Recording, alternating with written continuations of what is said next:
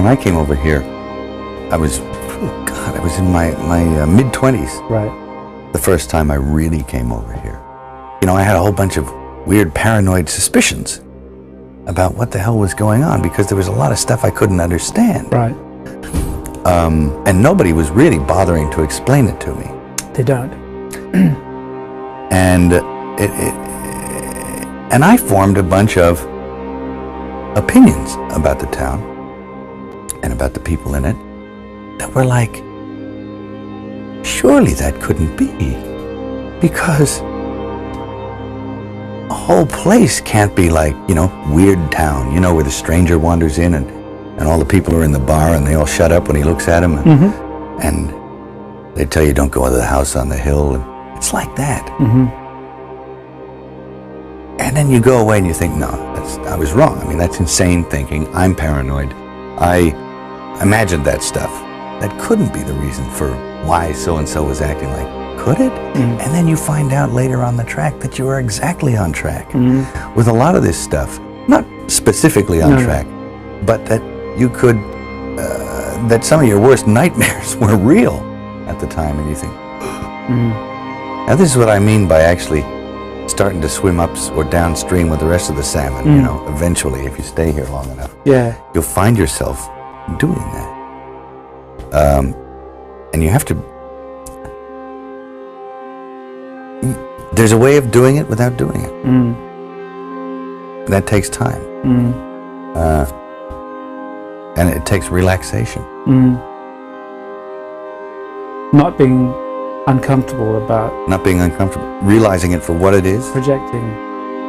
Understanding what it is. Once you understand it, well, then you're not afraid of it anymore, so you can just walk around it, through it, and then get on with what you tried to get on with in the first place. A place like this can humiliate you. And it can humiliate you, it can be humbling. I mean, it does rip your life to pieces. If you'll let it. Yeah. And it's always pounding at the walls. It's like these little guys, these little heathens with no soul downstairs with horns on their head with a battering ram trying to like beat your walls in. You can't get mad. You can't get mad. You can't let it get you, because you have to make a deal with everyone else, and it's almost unspoken that you are going to be fucked over at some point. All right, guys, that was Mel Gibson spilling a little Hollywood tea. He was going viral a little bit ago on Twitter, X, that little app over there, ran by Elon Musk, and people were making him go viral because people were slamming the new Max movie and saying that it plummeted, it did really, really bad in the box office, and everybody was referencing the first Mad Max films and referencing Mel Gibson, and that was the good old days, that was the glory days, that's when Mad Max was the best. And so then other people started sort of posting other things about Mel Gibson. You know that saying where it says, like, you know, live long enough, you become the villain? I guess you can also live long enough and people start actually listening to you, and maybe you become the hero. It's not the first time. Mel Gibson's and old Mel Gibson videos and interviews have been making his rounds for a little bit on YouTube and on the social media of Mel Gibson talking about basically what's behind the curtains of Hollywood. One of the reasons why I usually believe a lot of the weird sexual pervy pedo allegations that come out is because I lived in Hollywood. I was somewhat in the industry, trying to penetrate the industry. I went to LA to become an actor. I've gone to Hollywood industry networking parties. I've known people that's in Hollywood. I've known models who worked quite a bit in Hollywood, and I've heard their horror stories. I've met like Suge Knight's girlfriend and heard the beast. Like, I've met people, I've heard things, I've seen things that makes me always sort of lean on the side of like they're probably telling the truth. Hollywood is a very fucked up, weird place with a very extreme dark underbelly. It's almost like in a realm of being satanic or demonic, and this is why I usually don't take a serious what most actors have to say, unless they're the type of actors that separate themselves from Hollywood. There are actors out there that act, but they separate their lifestyles from Hollywood, like a Denzel Washington or Julia Roberts, like the old school 90s sort of actors. But for the most part, I think most of them have seen things. I was a Z-list actor and I saw some weird shit. Maybe one day I will do a whole video on the creepy, weird abusey, groomy things I saw when I was not only in Hollywood, even when I was just in theater. That world can be very weird, but it can also be amazing and beautiful and artistic and you meet amazing people, but it does have a dark underbelly. And when you're going to Hollywood, when you're really young and you're super green and you're super naive, it is extremely easy to take advantage of people, and I've seen people be taken advantage of.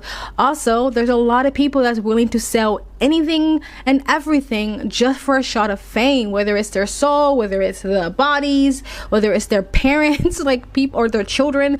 People are willing to just give up everything for, I've seen people give up stuff just for the idea that they might get an audition. Like, it is crazy. I understand what Mel Gibson is saying, because even at my level of success that I was in, and I did a couple of things, I'm not going to mention it here, but maybe I'll do another video about it, but like when you go to the Hollywood parties, or you go to these parties where you see some really creepy weird stuff going on, there's sort of this spoken agreement that you don't say shit. Like, you don't say anything, you don't try to defend anybody, you don't become the white knight, you don't try to save anybody you see might be getting taken back. You just leave it alone. It's not your business. You put sort of horse blinders on.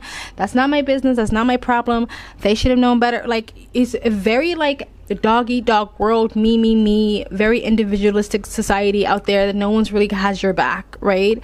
And so if you want to get invited to the party again, if you want to stay on the list, if you want to stay on the best side of this person, you shut the fuck up and you turn a blind eye to whatever you're seeing and you keep it moving. Am I proud of that? No. I was a lot younger then, a lot more naive, and honestly, that lifestyle is extremely normalized. The boundaries of things that we think is appropriate in regular life is not seen as inappropriate between kids and adults in Hollywood and in theater. Even the texting, talking about your boyfriend and girlfriend, like at 14, why are you talking about this stuff with a grown person? Nothing sexual is happening, but most of us would think that's inappropriate. Like, if you have a daughter who's 14 and she said, I'm talking to this grown-ass man and we're besties about my boyfriend, you would be like, why are you doing that? That's weird. But because they're in an industry, it's seen as normal, because kids in the industry aren't seen as kids.